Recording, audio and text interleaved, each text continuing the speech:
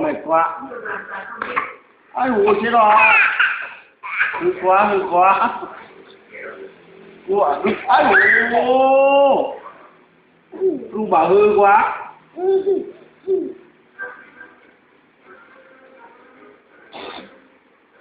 lu bảo hư quá đây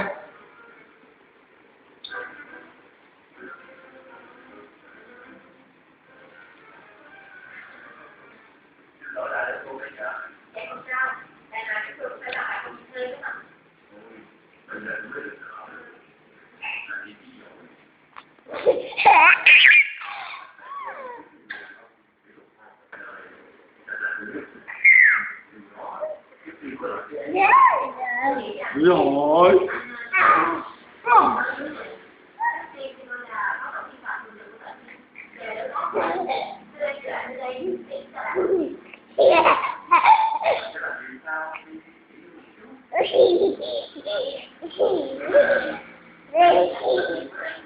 Nhìn mẹ xem nào, nhìn mẹ xem nào.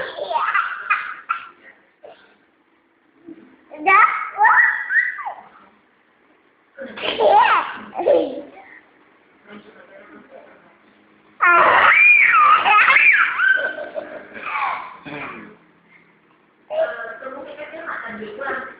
Trước tiên là hỏi thầy đầu tư cho dự án.